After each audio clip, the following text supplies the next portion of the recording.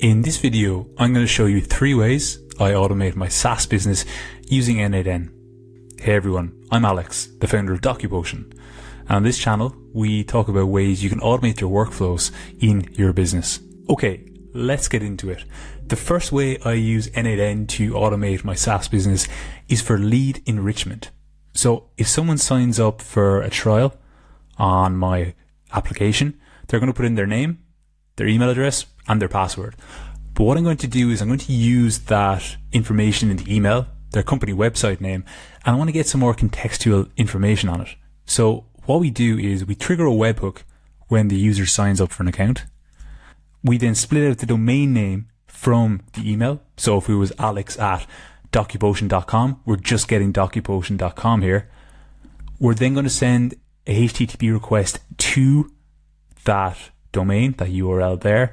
And then we're going to use an AI agent if it's a valid HTTP request. If the website doesn't exist, then it might be made up. It might be, no website up just yet. Then we're just going to send a message to our Slack saying, look, new user is signed up. But if we discover that they are from a valid company, we're going to use an AI agent to get information on it and then send a message to Slack just letting us know a bit about the new user. So let me just use an example here. I'm going to sign up for an account and I'm going to say alex.taylor@nike.com. We're going to create an account. And just a small bit of onboarding here. I'm just going to say that we are going to be generating documents from n8n. I'm going to click continue. And that's the point at which the workflow kicks off. And if I go into my new users channel here, what we should see in a second is information on that person come through. Now, for privacy reasons, I've obviously created a new Slack channel. That's why it's empty. But if we just wait 1 second, we should see information on that user being populated here. And there you go. So we can see here, alex.taylor@nike.com. The user type is n8n. So I took some of the information from the onboarding and also displayed it. And we have the business name, what industry they're in, their location, and then also the estimated number of employees. And that's all really based on the AI agent here. If I open this up, you'll see here we're giving them a prompt saying, a new user signed up for my application. Here is their company website, evaluate their website, and then some other stuff as well, asking for like a really structured response here, and then providing them with the HTML of the website as well. So that's how I use n8n for lead enrichment. Most of the time, a lot of the email addresses I'll get, they may not necessarily be company email addresses. They might be Gmail or something else. So what I've done here is I put in a filter saying that, look, if the domain is Gmail or Yahoo or Hotmail, then we're just going to send a message straight away. And it's simply going to say new user sign up, their email and their user type. I'm not going to go through that AI agent step of actually trying to get some more contextual information on the business. The next way I use n8n in terms of automations is to monitor competitor blog posts. Okay, what do I mean by that? I'm going to use HubSpot as an example here. I obviously have my own competitors, but I'm not going to go through that here. But they have this blog and they have a bunch of blog posts here. And what I think would be really useful to know for me is to understand the SEO value of any one of these posts. So, let's say there's one here, community marketing. Is that a keyword that I should be targeting? So what I've done here is I've got a Google Sheet with just all the blog posts from HubSpot and the various URLs, and I'm going to delete one. So let's just delete what is a marketing plan and how to write one. So I'll get rid of that and just put that in there. And then what my automation here is going to do is it's going to go to the HubSpot website. We're then going to get our AI agent to parse the blog page for all the relevant blog posts. It's then going to use a small bit of code to put this in a kind of properly formatted list, which we're then going to compare to the Google Sheet. And if it's not there already, so if there's like a new blog post, then we're going to add that in to the sheet. So I'm expecting there's 22 articles here. I'm expecting when we run this in a second, we're then going to get on to 23, or row 23, I should say. We then go through all the new ones in that list, And we basically use some code to format it, but we're using an AI agent again with this prompt here, where it's saying you're an SEO and content strategy analyst, analyze the blog article and provide, details on what it's about, what the keywords they're targeting are, and then the content quality. So that's useful. And what we might do is let's just run this automation and we'll check it out from here.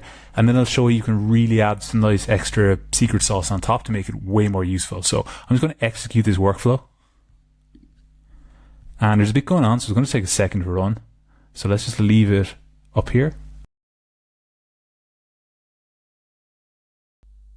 Okay, that workflow has been executed.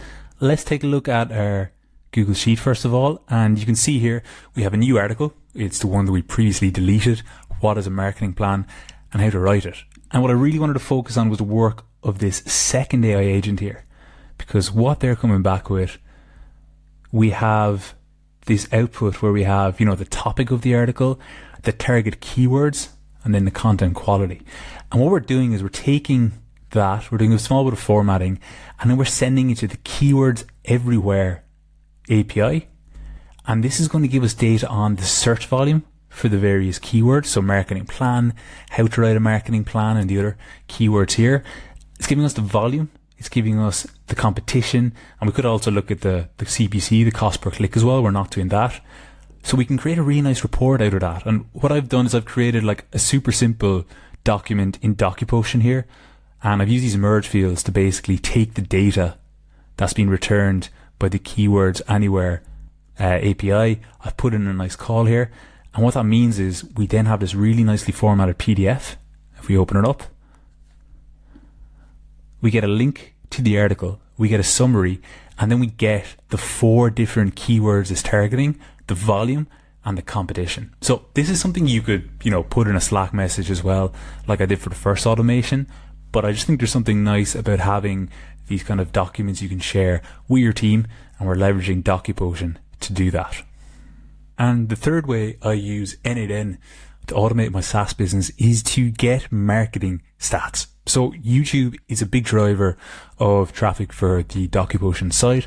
We have a bunch of videos on how to use it, and YouTube annoyingly doesn't make it easy to see how many views a video gets on a daily basis. You have the weekly, or not even weekly, we have the all-time views, but it's quite difficult to get the daily change. So what I've done is I've created this Google Sheet, just called Video Stats. It has the ID of each video, the title, and then the last view count. And then once a day at midnight, what I do is I use the YouTube API within n8n. I look up all of the video IDs, and what we do is we get them. We then look up all the existing ones, we merge them, we do some kind of transformations here, but importantly, what we essentially do is we update the row in the sheet so that we're taking the new view count, which is got here, and we're subtracting from the previous day's view count. That's what this edit fields thing here is doing. We're taking, the number previously, or the current number minus the previous number. And then at the end of it all, I'm just sending a message to my Slack channel so I can get the daily numbers. So let's just run that now. The numbers will look a bit funny because, like I said, they usually get run at midnight, whereas we're running it intraday here. But here is the channel that Slack message has been sent to. That's a report from earlier during the week, and then that's today's one. So you can see here we have it sorted highest to lowest in terms of the number of views, and we have this nice total new views for today metric at the end as well. So that's another way I use n8n to automate my SaaS business. Hope this has been useful, and if you have any questions, you can let us know below in the comments.